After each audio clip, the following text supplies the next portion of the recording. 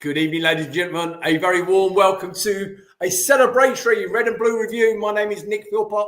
I'm here as your host for the next hour. I'm shortly going to be joined by Nick, Joe, and Ian, and also Paul will be joining us. Here comes Rupert the Bear. Good evening, Rupert. How you doing, mate? Anybody can... Better than you. In your old man's jumper. Ladies and gentlemen, those of you who can't see him, if you're listening on the podcast, Joe is wearing this lovely top, okay, and he really does look like something out of Rupert the Bear. But anyway, I hope you enjoyed yesterday, Joe. Where did you watch it? At home. You watched it at home, yeah? Did we sound good?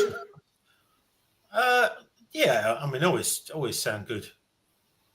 Cool. I mean, thankfully the HF were there to lead it. Otherwise, everyone would have sat there in silence. But don't. You did that to wind me up, and I know you did. I'm not even going to rise to that bait. We'll come to that shortly. Ian Noble, welcome back, mate. How was your holiday?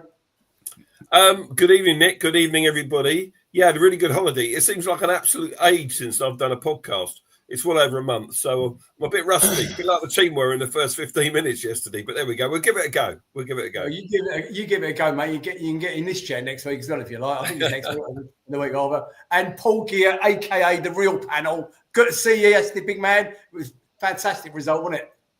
Yeah, it was a great day. Yeah, the weather was perfect. The match turned out perfect. The result was perfect. And yeah, it's a bit of a sore throat today with all the singing and cheering. But yeah, we're going to have fun talking about it tonight. And it made that little walk along the River Thames afterwards all worthwhile. Me and you together, mate. Great to see you. Ladies and gentlemen, I am delighted to welcome. We have a special guest on screen with us for the first few minutes. And I'd like to warmly welcome Andy Scholes from the first Crystal Palace Scouts group. Andy, very good evening, mate, and welcome to the Red and Blue Review. Good evening. Thanks very much for having us on here. And yeah, brilliant result yesterday. It was indeed. Now, for those of you who don't, the reason I've got Andy joining us this evening, he's going to tell you all about it in a minute. They are doing a bucket collection, I believe, at Selhurst Park ahead of the Brighton game. Andy, would you be so kind to tell everybody what it's in aid of and what your fantastic plans are, please? Yeah, fantastic. We'll be down at the Brighton game around the ground before the kickoff.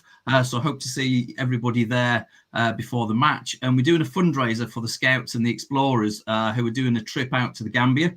They're doing a lot of fundraising in order to go out to the Gun Job project. And we're looking to actually refurbish one of the schools out there when we're out in the Gambia, along with doing a bit of beach cleaning for a turtle conservation project where we collect all the plastic off the beach, take it into a recycling centre, get it melted down and make it into some things that they can actually sell out in the Gambia. We're also looking at doing the fundraising to also help them make their own feminine hygiene products for the girls out there who have an issue because there's no sanitary towels and stuff available. And they're looking to actually make their own that they can then reuse that then help stop infections or stops them avoiding having to stay off school. So we're going to use some of our funds to actually send out there so they can then make them and then distribute them when we're out there. So we'll get in touch with some of the scout groups that are out in the Gambia that we know. And what we'll do is all the girls that are the scouts out there as well, we'll hopefully distribute out to them. But our main thrust of the work is to actually fundraise to get the Scouts and Explorers out to the Gambia. Mate, that's fantastic. Ladies and gentlemen, for those that you are watching as opposed to listening to the podcast after a broadcast, on screen now, there is a truncated link for you, okay? If you don't have to wait for the bucket collection at Selhurst Park to assist with this, you can get on there right now and go. Is it a GoFundMe page you got going, Andy? It's a crowdfunder page, and you can either get it from the crowdfunder page or you can look up the first crystalpalacescouts.org webpage, and on the bottom of that there's a donate button to the crowdfunder, and if you'd like to donate there, then that would be absolutely brilliant. Or we'll catch you at the ground next week. And how many of you are going to be outside the ground with the buckets, mate? There'll be about 14 to 20 of us knocking around the ground next week, and there's the QR code that's on screen now. If you click that, that'll take you to a bit more information. And also you can gift aid. So if you use the link that's on the screen, you can gift aid, and that'll be a little bit more extra in the pot to help for the fundraising for the Scouts and the Explorers. just for clarity, then, this is to helping to build a school. It's helping a turtle conservation on the beach by doing plastic collection and also, most importantly, feminine hygiene products. Yeah. Yes, they're the range of projects that we're going to be getting involved with. Mate, you are to be massively applauded, hugely applauded. Joe. I mean, you guys know that I've been going to Africa for 10 years now, and the period poverty out there is really, I know it's a word that men don't like to use, but you know, No. but it is, you know, it is really bad out there, and anything that can be done to highlight, you know, the what goes on out there, like female wise, as Nick said, is to be applauded, and yeah, well done for bringing it again to everyone's attention. It's not one of the things that I thought we'd be bringing out on air on a football podcast, but it is really important. But it's also important that the kids get involved and that the kids that are actually fundraising to go can actually get out into the community, do bits to raise funds within their own community, and then look to then go out and do the projects out in the Gambia. So, ladies and gentlemen, just to let you know, Andy and I were talking off air, and he was saying that the kids themselves are having to raise by themselves £1,900 for the trip, just to get out onto the trip themselves. Okay, and they're having to fund that. The money that you donate is not to help the kids get out on the trip. The money you raise are for the projects concerned. So please, on behalf of the Red and Blue Review, get in there, get on that link that's on screen now. And for those of you who are listening on the podcast after broadcast, if you go onto the YouTube page, okay, you can actually see the link. It's actually on there for you to click on any time. Okay, better still, you're all going to be at the game on Saturday. Get out there and fill those buckets for Andy, please. Andy, anything else we can do to push this? One thing, anybody in the Crystal Palace area that wants to get involved in scouting, come and see us, drop us a line, drop us an email. Where are you exactly? Right up at Crystal Palace, right up at the triangle on Rama Lane. So you can Google us, firstcrystalpalacescouts.org. What it is, we're always looking for leaders to come out. Without leaders and volunteers, we can't get the kids out involved in things, and getting as many kids as we can actually off their screens and out doing practical skills is actually really important. So I'm sure there's people around Crystal Palace who can come and help and come and actually help us run the group and actually get their kids involved in some of these things, where we can do archery, axe throwing, kayaking. We'll be out on South Norwood Lake. But again, we get involved in a lot of community projects, which gets us out to the ground next week as well. So we will see you all at the ground next Saturday. That's www.firstcrystalpalacescouts.org, and that first is the number one ST, not FIRST. Firstcrystalpalacescouts.org. Get on there, boys and girls. Tell them Nick and the team all fully support it and dig deep for them. And if you're at the ground on Saturday, please make sure you do it. Andy, thank you for sharing that with us. Would you come back on and let us know in next year how things went? We certainly will. Pleasure. Thanks very much. Be a chuff to have you on there, mate. Good night and well done. Congratulations. Have a good. Ladies and gentlemen, please get on and support Andy and what they're trying to achieve out there is fantastic stuff. So, right, we're going to crack straight into it. Now, we are celebrating this evening. Don't forget, we are celebrating. I promise you. However, Philpots is about to go into one. So pin your ears back, okay? I'm going to tell you something that I witnessed yesterday, okay? And something that doesn't sit comfortably with me. The boys don't know anything about this, okay? Jell has got a little inkling, but the rest of them don't know anything about exactly what I'm going to say tonight. So I'm doing this without the support of the gang, okay? Without the support of the team. And I'm going to tell you what I saw. So I was sitting at Victoria. I was having a drink in Victoria Station. I was inside the pub. I'm aware that the tickets for yesterday's game were gold dust, absolute gold dust. And I believe they went at 9,000 points. Would I be right, Paul? You might be able to assist me here. Did they sell out at 9,000 points? Or did they come down any lower? I think they sold out in the second phase, which was a bit lower than that, but it was 8,000 points. So okay, that would have been 8,000 points. Okay, so they sold out 9,000 and 8,000 points. So that must mean that there was an awful lot of season ticket holders, okay, under 8,000 points that weren't successful. Me being one of them. I was lucky enough that my son was actually away. He's had a stag weekend who's got 9,000 points, and I was lucky enough that I had his ticket in the end. Okay. but it was a named ticket under the name of Philpot, my name.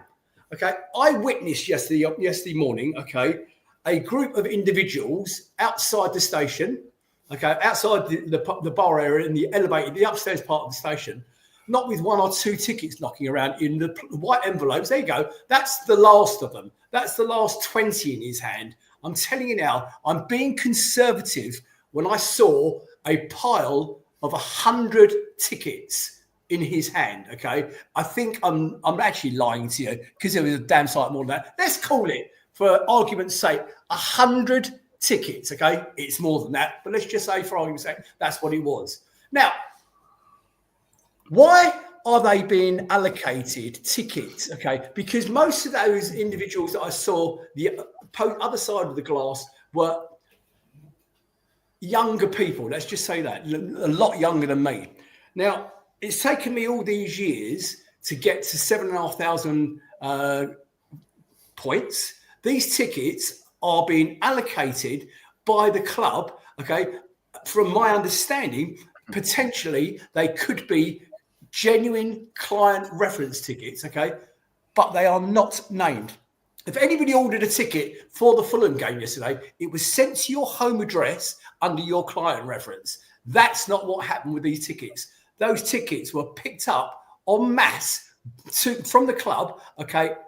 Obviously, I presume paid for. I would guess so. I can't see why the club would give them away, but they were given to that group of individuals, okay, and there were not one or two of them, there were lots of them.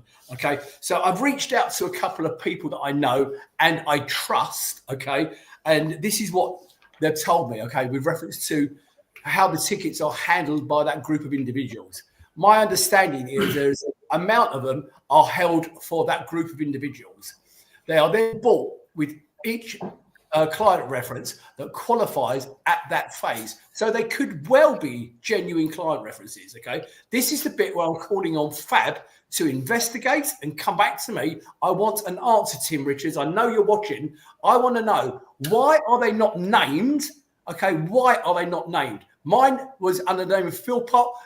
Paul's would have been under his. Ian's would have been under his name. They were named tickets. Now, these are probably client reference tickets from people that were members of that little group 10 years ago. They might not even exist anymore. They might not even be alive anymore. Okay, but they're keeping the client references going and using them, and they are not named. They're just being handed out willy-nilly to whoever turned up on that day yesterday. And I saw it happening with my own two eyes. Now, one of the people I reached out to said, my understanding is that they are being held off for them, then they're being bought with the client reference numbers at the right phases.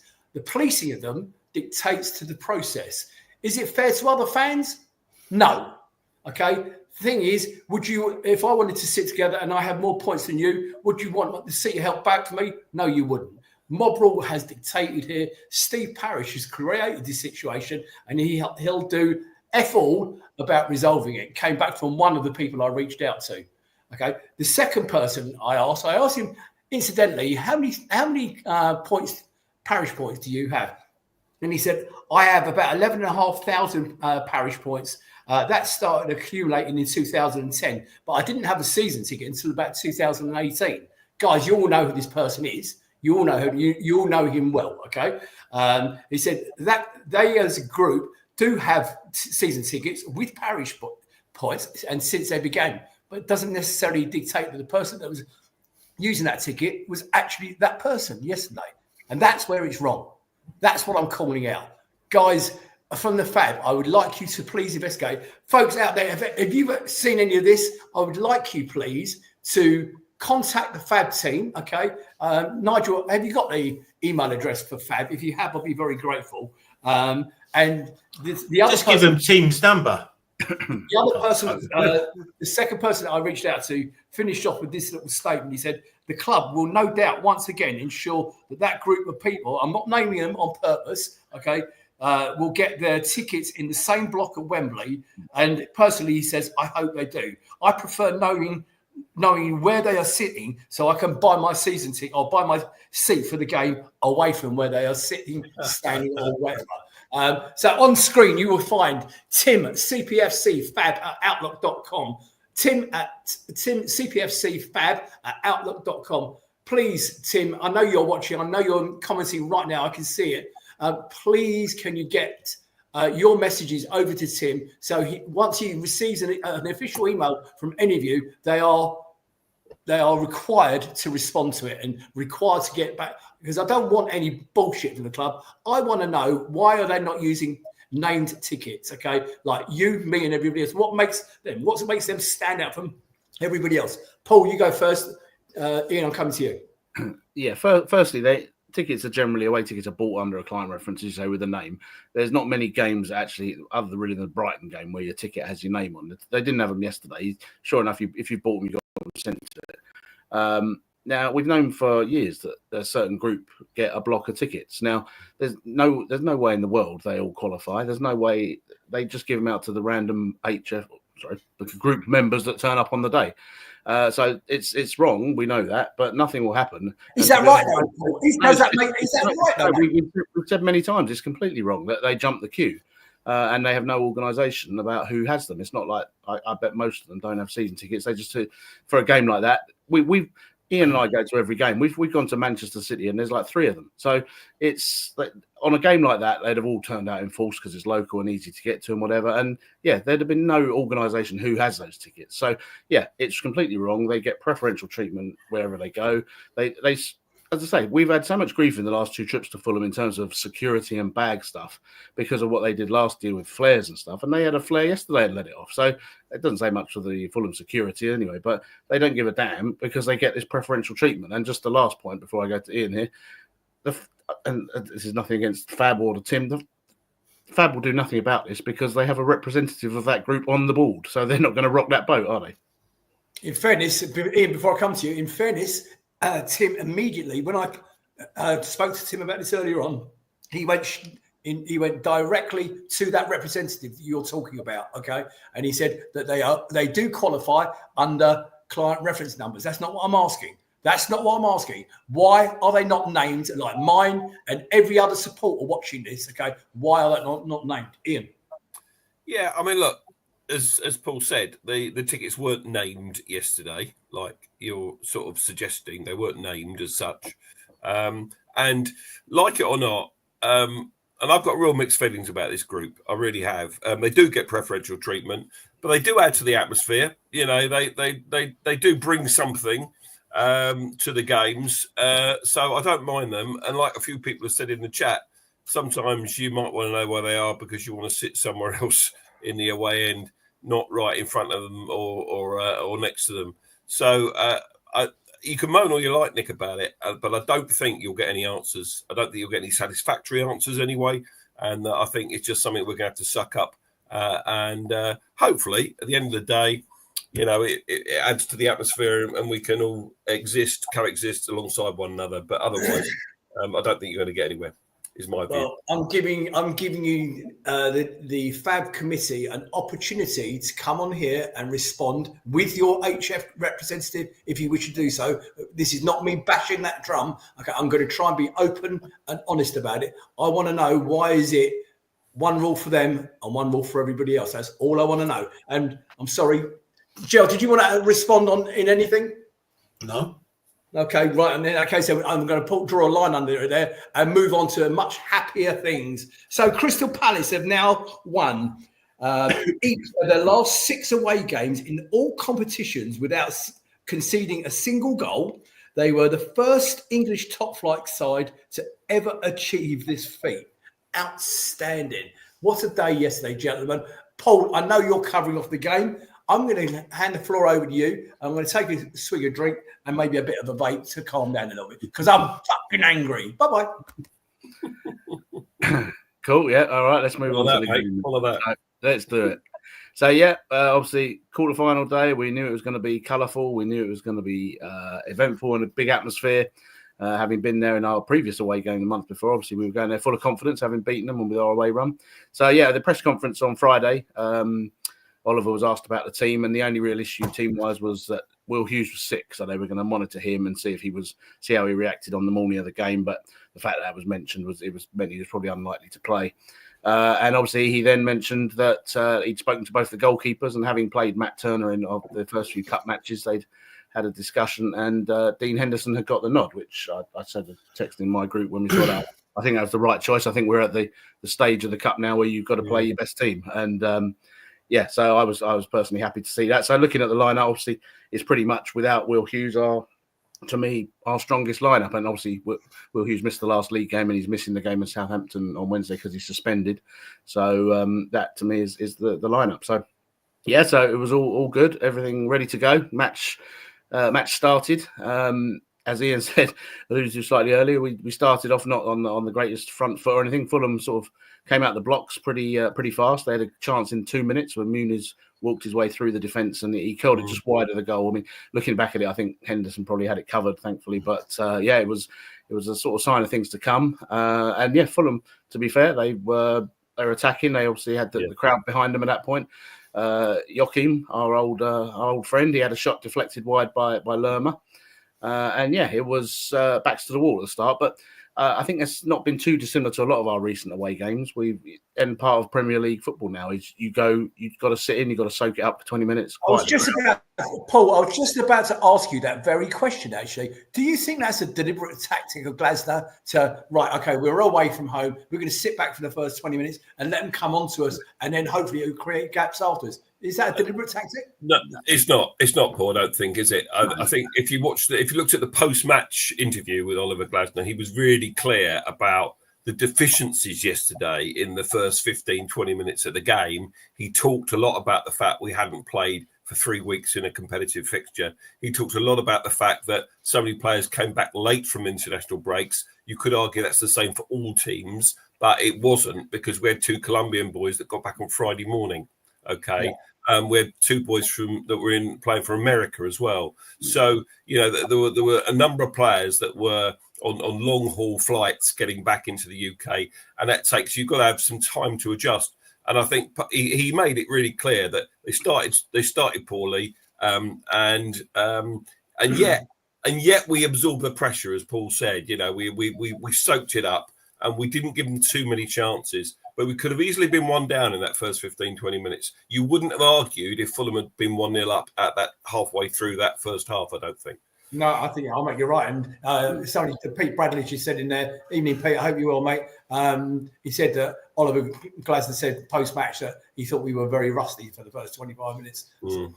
Sorry, Paul. Keep going, mate. Yeah, as I said, I don't think it's ever a deliberate tactic to give the impetus to another team. But I think, obviously, when you're in an away game like that, in an atmosphere like that, you may not take as many risks at the start and try and ease your way into the game. And it was more a case of that. But it was a mixture of us sort of, setting our stall out, being a bit rusty, and Fulham sort of going for it after the recent game. So they were coming into it. And then the first sort of, obviously, just to mention, a lot of us were quite fearful before the start of the game, having seen who the official was. It was our friend Darren England in the black outfit. And he made his first intervention at the game, booking Adam Walton for a tackle, which I didn't think was a booking at the time. But having seen it back, I will utter words I never thought I'd say. But I think Darren England was correct. And it probably was a booking. So fair play. Then, say Fulham still going on, Pereira dragged the shot wide. And then we had a little bit of a controversial incident, which I know Marco Silva was hanging a bit of a hat on at the end of it. Muniz went down in the middle of in the centre circle, and we couldn't really see what was going on at all about it. And there was a big kerfuffle, and it was quite clear they were trying to get Adam Walton sent off. Now, watching it back, he did have a little petulant kick out at Muniz, not in any force to knock him over, and he went down like he'd been shot, holding the wrong leg, apparently, trying to get him sent off. But it was not a sensible thing to do when you're on a booking. So we may have had a little bit of luck there. He may have been booked if he hadn't already been booked, but we could, on another day, we could have had a different outcome. So I'd like to bring Joe in, boys, if you don't mind. Joe, first of all, is there anything in the chat? And I do like the comment on there. Somebody just said, you look like a Burberry pensioner in that sort. Okay. But is there anything in the chat, mate? Well, you're only 25 minutes late. I was just going to say good evening to everyone. Like I used to, but John Wills, Tom Samuels, William Jones, Richard Greenwood, Trevor Meadowcroft, Graham Kitcher, Paul Grant, Jordan O'Data, Baker, David Campion, James Convey, Paul Holden, John Knox, Paul Bristow, Phillips von David, Tim Richards, Quinton Sullivan, an old sparring partner of ours back in the day when we first started doing this kind of thing. Richard Indeed. Thomas, Daniel Garlick, Graham O'Neill, James Lane, amongst Paul Holden, Georgia Wagner, who's good old George, and Lee Lockwood. But yeah, no, I mean, there's loads of comments about everything. I mean, firstly, I need someone on here has put, I used to belong, saying to me. So this is obviously someone who's lurking in the background that knows me for a very long time. Said I was part of the Addington 9th, ex-Selsdon and Addington 9th scout group. That was, bloody hell, 50 years ago. So, I was going to say, but yeah, black and white. Yeah, exactly. The ticket thing, a lot of people were just saying, that they didn't have their names on them. Someone said that, there could be a lot of freebies given out by the club, but you can get, even players will only get between 4 and 10 tickets for a home game. For a set, for a quarter final, I don't think they'll get maybe 4 or 6, and for finals they won't get that many. But yeah, I mean, and just again. One more thing, Fergus said they opened the gate so late yesterday, they didn't have time to conduct proper searches. It was a token gesture search yesterday. So, all that kerfuffle about some people having to apply for, getting letters and permission to take a bag in for personal reasons or whatever. Yasmin being one of them, yeah. So, and then again, going back to our little record, December the 18th was the last goal we conceded. Good stat there from Lee Lockwood on the date there. So yeah, I mean, it's just a mixture of an ultra hooligan in that jacket, than the Burberry pensioner. Thank you very much, everyone.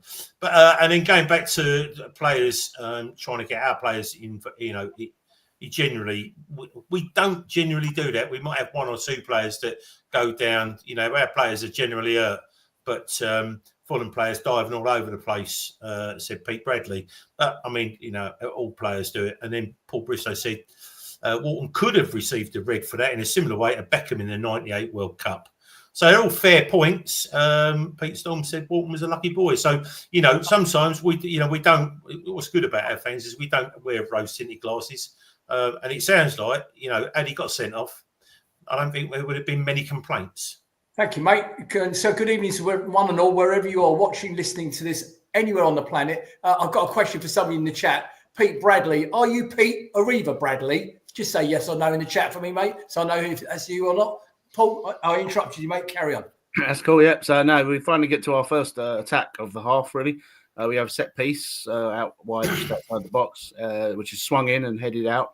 Comes to Lerma, 35 yards out, who hits an incredible volley. It was a superb dipping volley. The technique was, they were waxing lyrical over it, the commentators on the game, and just didn't dip enough and came off the bar. But it would have been a cracking goal to take the lead. But it reminded Fulham that we were there and a threat, and it sort of kicked us into life a bit. So we started getting more hold of the ball and playing it down the wings and playing a bit faster.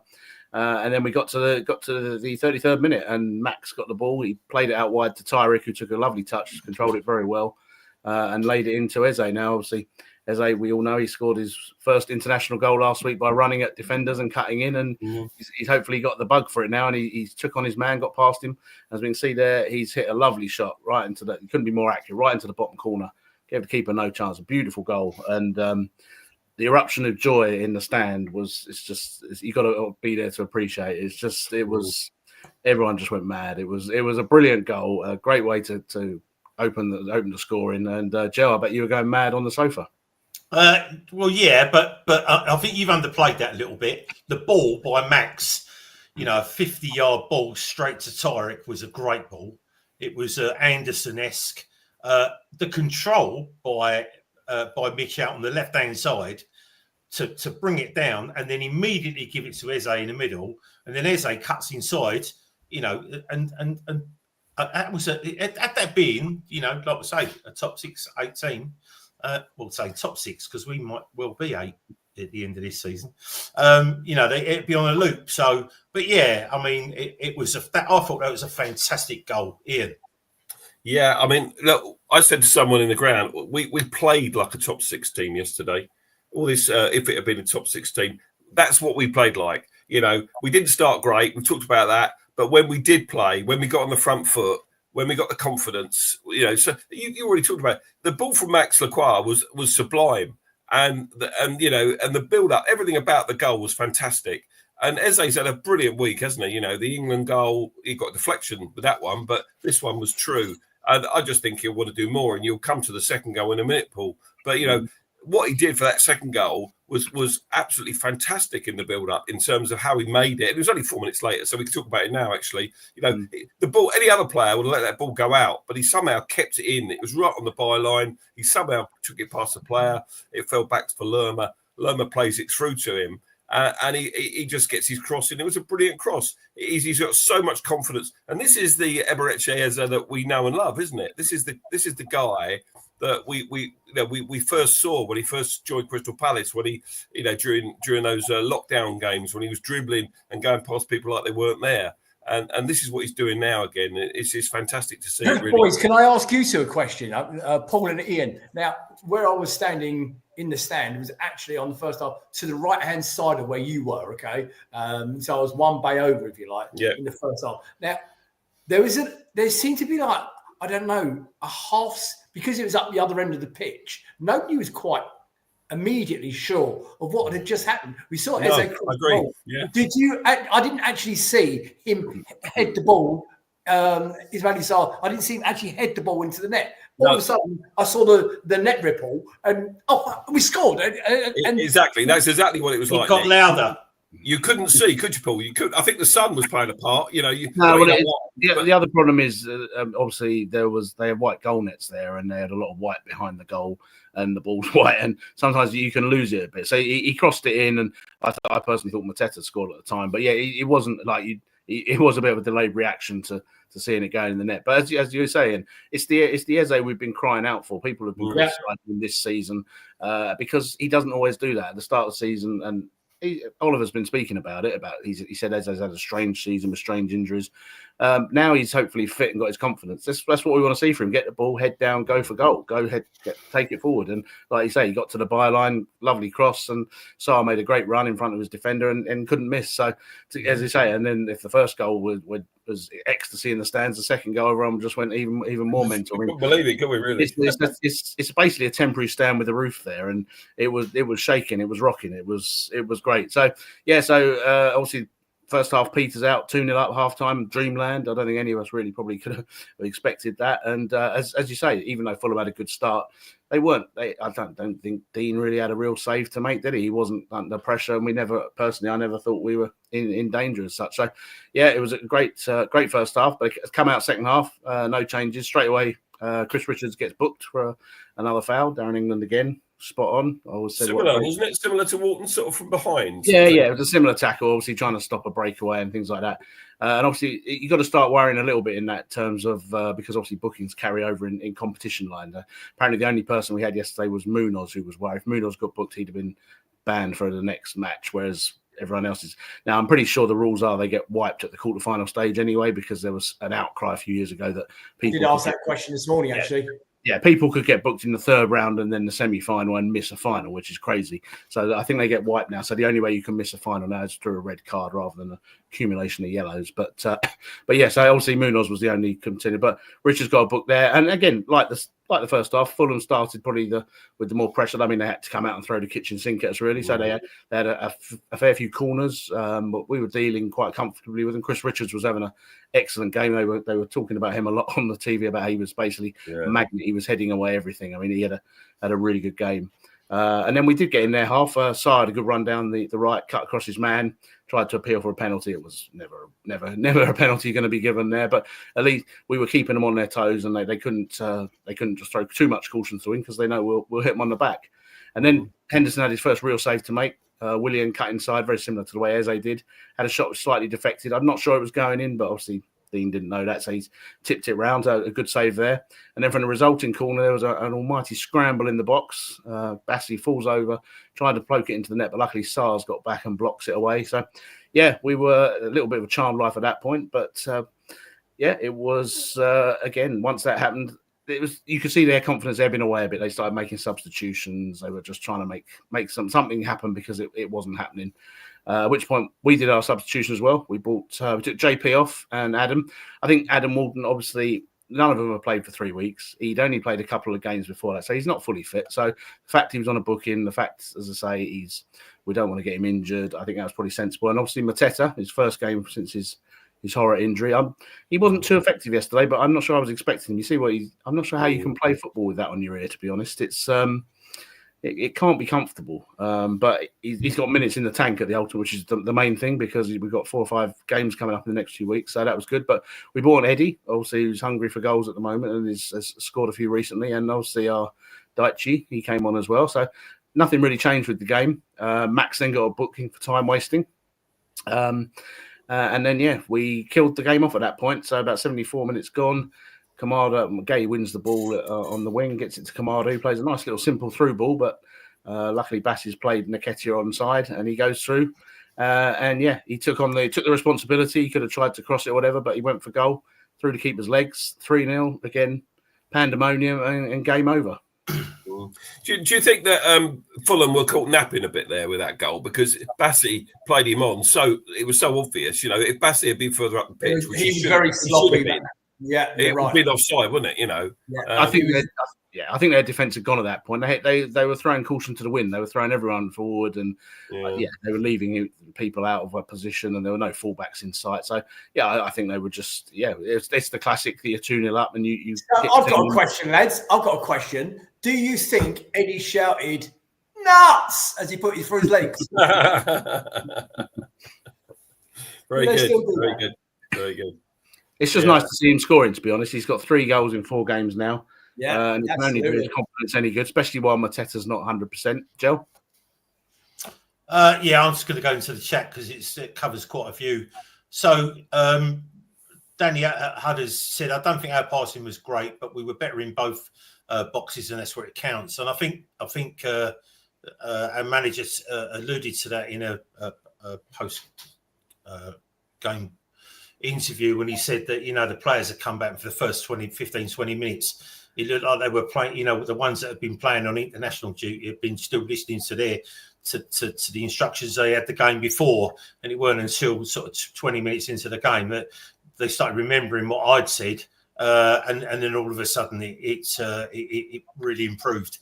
Going back to your point as well, Nick, David and Jane London said, Nick, not having enough loyalty points for a Fulham ticket yet, obtained a ticket that another fan qualified for. At the end of the day, do we want the club getting really tough with randomly selected ID checks, away ticket collections? Be careful what you wish for. I think, David and Jane, you've missed the point there. And what Nick was saying is that he saw 100 tickets there. And also, it suits the clubs or the Premier League to stick names on tickets for games that they think, where there might be random troublemakers, instead of just selling them and dishing them out to people's addresses.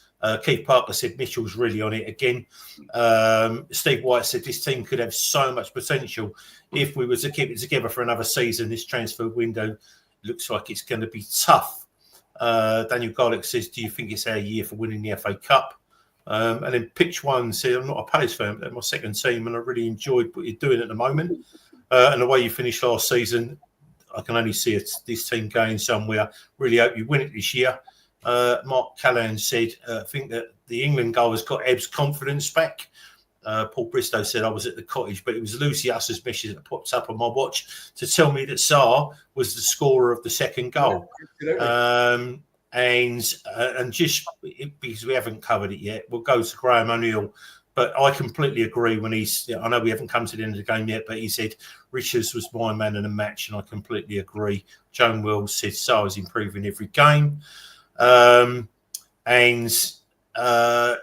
JPM was definitely affected by the injury. He definitely wasn't throwing his weight around. No doubt subconscious with the ear injury. But apart from that, we'll come back to the chat a little bit later. But we will indeed. Covering much of the the stuff that we've been covering for the last 10 minutes. I saw that message from Pitch One in there, Joe. Okay, Pitch, if you are listening to us still, I'm intrigued. You just assume that your audience is out and out Crystal Palace fans and loyal to the Red and Blue Review. Welcome to the Red and Blue Review, mate. I'll be intrigued to know who is your first team. If Palace on your second team, who is your first team? And welcome aboard anybody who's watching tonight. Go on, Jill, quickly. I think that was the person that put the thing in about me being, in the scouts earlier on. And if it is, I told you, when I used to go to Palace, when I did home and away for 3 years, 3.5 seasons, Roy's West Ham, Curly was Man United, his brother John was Leeds United. But they couldn't afford to travel up north with their team, so we all travelled on the Palace coaches, had, season tickets, and that went to every game. So, this person obviously knows me, and obviously from Addington. So yeah, it's. I'd like to know who it is, really. We'll find out in a minute. Paul, I'm so sorry, mate. We will continue. Yeah, well, as I say, at that point, the game peters out at that point, and we're just waiting for the final whistle for celebration. You think we're going to get a fourth? We had a corner. I think Max and Chris Richards had a bit of a scramble, possibly for one. But no, I think there was a couple of times we could have potentially gone for football. They took it into the corner. So no, I think we were happy to settle for that. But they took Munoz off. Whether that was because of the booking, who knows? Klein came on. Chance, wasn't there? Sorry to interrupt you. There was a Sarr chance, wasn't it? He was offside. Yeah. I mean, he should have done better. He hesitated. Eze should have. I think he knew he was offside. He made the run. He called for the ball. Eze played it too late. So I think if he thought he was onside, I think he would have probably done a bit more. Yeah, maybe. A bit more with it rather than try and be a bit clever with a dink or whatever. But I think he knew. But yeah, final whistle went. Everyone went mad. And it was just a great performance. As I say, I was saying to my dad on the way back, it was really a perfect away performance for a Premier League team. You go there, you soak up the pressure, you take it. And I was quite pleased when I watched it back last night. A lot of the pundits were using the word perfection. We did everything you should to win a game. And to win a game 3-0 away from it's not easy.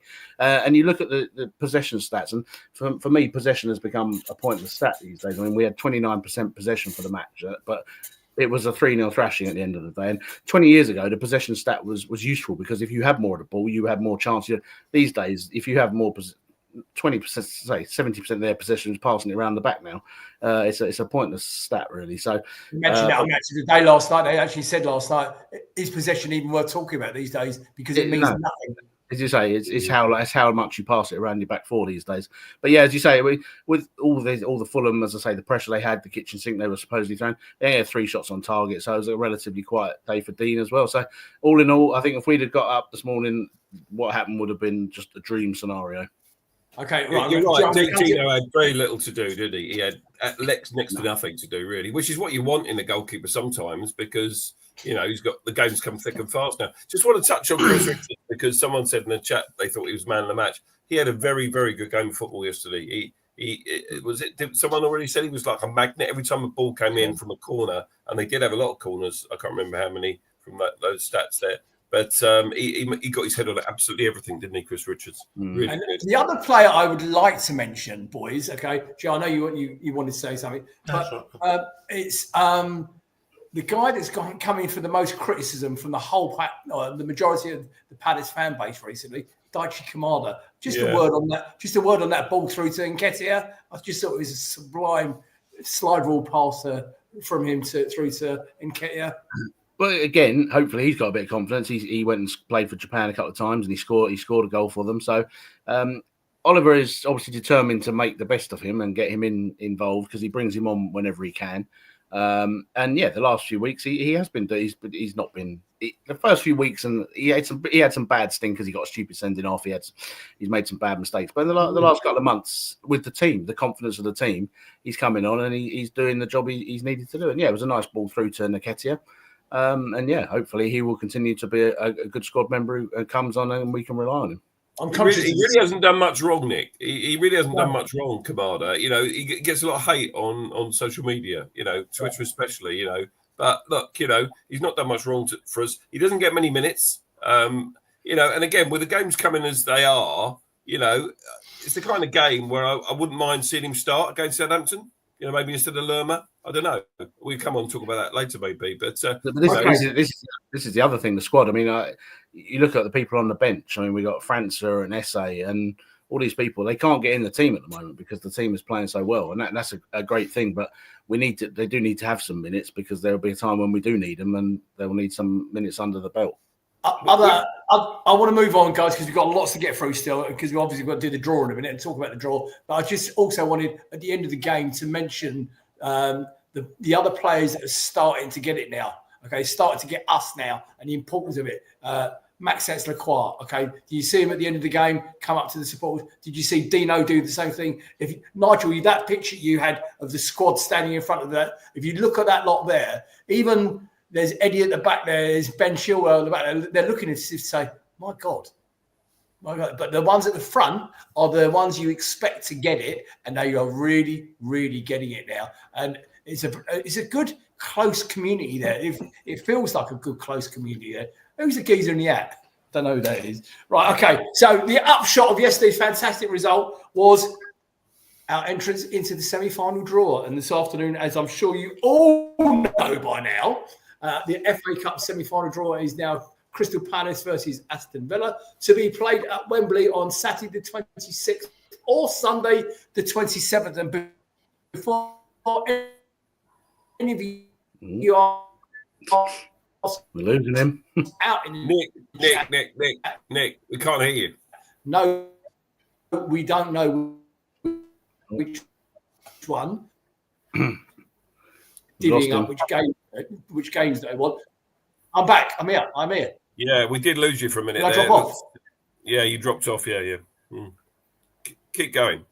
So, boys, your thought process on which day we're going to get, the Saturday or the Sunday? Well, the first thing to say, the best thing last night was to make it the perfect day. Obviously, I was very pleased to see Brighton go out because it was my worst fear playing at Wembley. So we'll throw a mention into Nottingham Forest for that one. Yeah, I mean, looking at the fixtures, obviously, there's been to accommodate that game. Our game at Arsenal's been called off, and obviously everyone else in the semi-finals has their game off as well. Now, looking at fixtures, we may have to play Arsenal a few days before that game, which is a bit unfortunate, but it could be the case that all semi-finalists have to do that. But looking the other side, Aston Villa, if they're playing PSG over the next few weeks in the Champions League, if they got through to the semi-final, they would potentially be playing a game on Tuesday the 29th. That is a possibility. So, in that case, we would have to play them on the Saturday, the 26th. Now, they can't wait to find out if they beat PSG because that won't be till the 16th, 17th of April. And you can't do it with 9 days organisation. So I think I would be surprised if that's not taken into account and we don't get the Saturday slot. Villa won't beat PSG. They probably won't. But we can't wait to find out if they do. If they did, they couldn't play Sunday, Tuesday. I see what you're saying, yeah.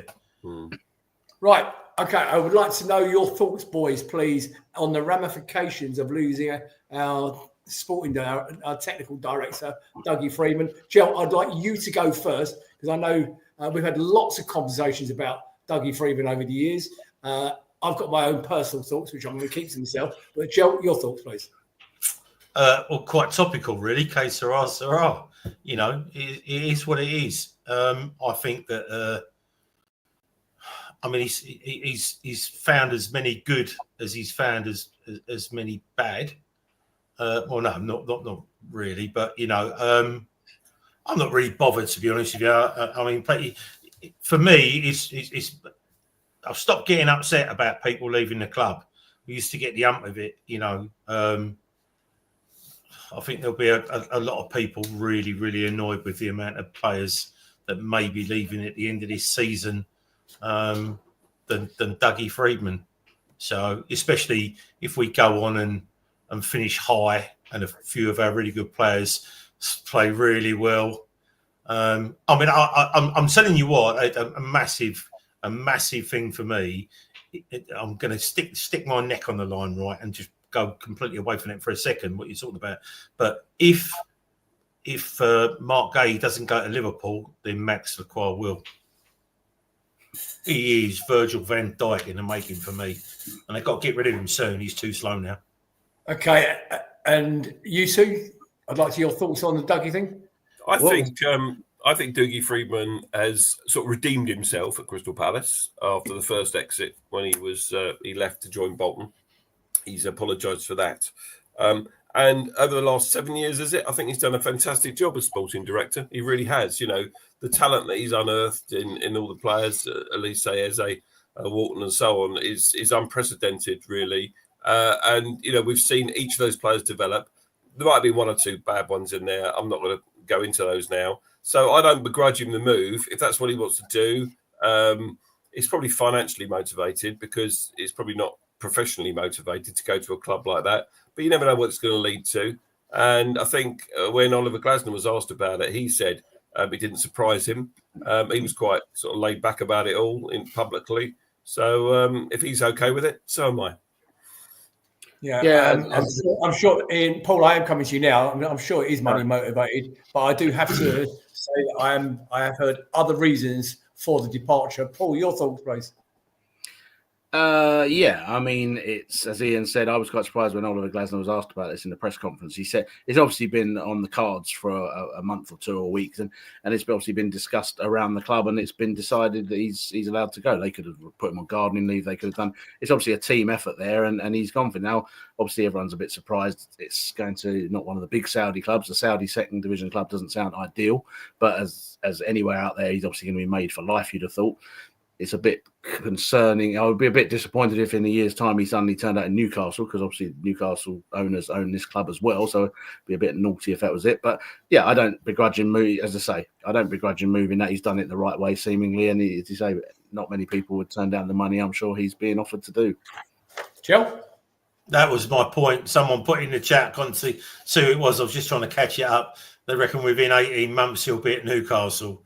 So Okay, Sarah, we're going to Wembley.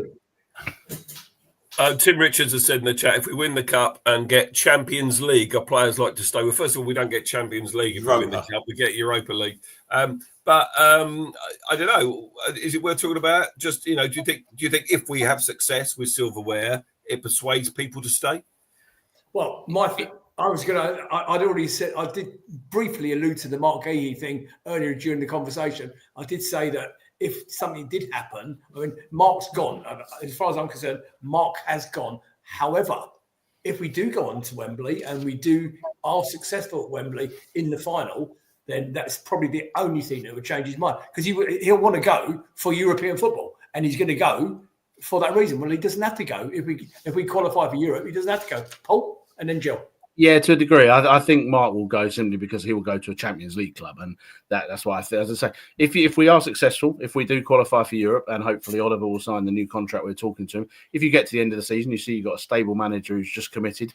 You're in hopefully Europe, then you wouldn't necessarily want to go to another club in the same competition. You might not want to go to another Europa League club if obviously a Champions League club comes in, but it would certainly give players much more reason to stay. And it would only help us, to be honest. It might keep a few and attract players as well. It could be a recruitment tool as well. The fact that you're playing in a Europa League competition. I should imagine the manager will have a big decision in that appointment. Joe. So I was having a chat with someone randomly over YouTube about Palace and our players and stuff a couple of days ago, and they were saying that if Textor gets bought out, then obviously money will come in. Maybe we lose one or two players for big money, or at least one player for very big money. Then we will be able to afford to up the wages if it's just a monetary thing. And then obviously if we can win a trophy, then we can pay them big money and they will get Europa. But one thing I will say, everyone's going on about Europa. We've got two massive games there. There's probably, if we can win, we'll end up probably playing City in the final. But look at all the teams that have had Europa. What's happened to them the season after? They've been absolutely crap. So just be careful on that. We aren't able to cope properly for a full season with the squad we've got, yet alone mixed 2 seasons, because that's what the Europa League is. It's a Europa League before you get to you've almost got 1.5 seasons built into one, and we don't really have the squad to cover 1 season, the Premier League. So just be careful about that. I disagree with you on that, Joe. But I hear what you're saying. You think you probably need 2 or 3 more players to compete well in both Premier League and Europa League. Is that what you're saying? I think we need probably. Yeah, I would say we'd need to go and spend 100 mil plus on 4, 5, 6 players, because we are going to lose other players. We're going to lose players for to be sold. We're going to lose players through age. We're going to lose players who are, we're definitely going to lose 2 right backs at the end of this season. Surely we must be losing the Ward and Klein. They can't keep going. Even as bit part, we need to invest back there. We're probably going to have to buy, I'd say, at least 6 more players to bump that squad up. I know we've done all right with SA coming in, and I think we'll probably get rid of our right winger to Sheffield United. I think he'll end up probably staying there, Jezrak Saki. I do think that it's big changes afoot, and if we do win that, if we can aspire to win the FA Cup, then and Europe comes calling, then goodness me, it'll be a ride for sure. Maybe we're getting ahead of ourselves. Yeah, yes. Let's take one go. I want to touch on the manager very quickly. Paul, make your point, and then we're going to move on to the manager. Yeah, just quickly, someone mentioning John Textor earlier. He was quite interesting to see on the TV yesterday. They panned up in the director's box. He was with Steve Parish and Mark Bright at the game yesterday.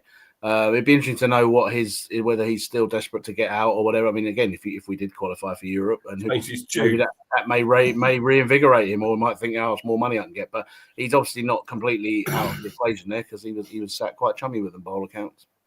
Guys, I've got here Lone Watch and the other teams. I'm not going to do it because I want to touch on one other subject before we close. Safe to say that the girls are in serious trouble now. After today's result against Arsenal, but there you go. Ho-hum. We're not going to have any negativity. Right, so talk to me, boys, about the importance of Oliver Glasner renewing his contract. I know he's got another year left, okay, but how important is it? Obviously, they've open negotiations with him, but how important, bear in mind, RB Leipzig have already voiced an opinion for him, and he would be very interested in joining them. How important is it that he signs? Ian, go first. Yeah, it's massive. It's absolutely massive. It's probably the single most important decision that we make at the football club in the next 6 months. Very important. Paul? Yeah, as Ian says, I mean, of all the people you don't want to lose in the summer, it would be him. Players can come and go, whatever, but he's made such an impact, and it's the statement. If we want to be a proper club, you keep a manager who's doing this well, and as we said earlier, he will attract other players to come. They'll see what he does to this team, see what a good job he's doing, and yeah, if he was to go again and we had to rip it all up and start again, it would be a disaster, really. It would be catastrophic if he was to go, wouldn't it? Yeah, I do think he sees us as a project for not only for us as a football club, but for himself and his team, to make himself better. He won the Europa League. He's come and done really well in the Premier League so far, and I think if he can take us to that next level in the Premier League, then surely that only enhances his reputation more. He's already people like him. He's not. He's not over the top charismatic. He seems very loyal. I think, that's what he comes across to me as someone who's very particular. And I think, if there can only be something terrible to upset the apple cart for him to leave, or he literally, aspires to, I think it would only be a national team that would get him away from us. And what concerns me a little bit is, there will be bigger Premier League teams making management moves this year, and Tottenham obviously being one of them. And Nigel's put up on the screen up-to-date information. His current win rate is 49%. I just think it's staggering. Nigel, upcoming fixtures, please, mate. I think it's absolutely critical to where we go in the next 5 years. Is the Oliver Glasner potential signing? Right, Ian. Because of the potential changes, if you would be so kind, or Paul, I don't mind, I'd like you to talk us through the... Okay, Nick, you're coming in and out again, so I'll talk.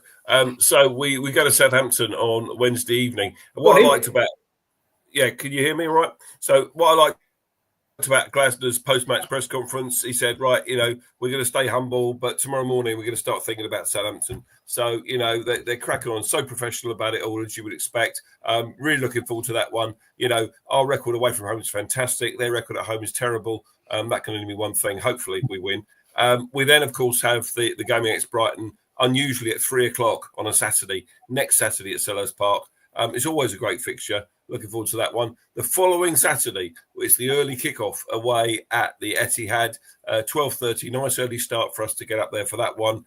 Mr. Gear's missing it. Easy in Vegas. And then that midweek, we go to Newcastle, 7:30. That one is on Sky Sports, and that's the rearranged fixture from the one that was cancelled because of their Carabao Cup final. Then we have Bournemouth, and then probably the following midweek after Easter. Bournemouth is Easter Saturday, but following probably the following midweek on the Wednesday, we think would be Arsenal away before we play Aston Villa in the FA Cup semi-final. Is that clear? Hope so. Good stuff. Thank you, mate. Look, am I back? Am I with you? Yep. Thank God for that. Sorry about that. Look, boys, it's 9:00. It's gone 9:00 now. I'm gonna draw a line on it. Ladies and gentlemen, in the chat, give us your points predictions for those upcoming games, please, and we will see them post show. I think the Bournemouth game is my birthday, so I will be at the bar ready for you all to come up and find me a drink for the Bournemouth game. I can't see that. You're going to buy us a drink. Your predictions? You're going to buy us a drink. No. There's nothing wrong. Mate, you need to get your batteries tested in your hearing aid. Ladies and gentlemen, on behalf of my wonderful panel here tonight, Ian, Paul and Jel, great to see you. We're back on Sunday, the 6th of April. I think I'm in the chair. I'm not too sure, but we'll find out. On behalf of this great team and everybody else up the Palace, we are going to Wembley. Good night. Wembley.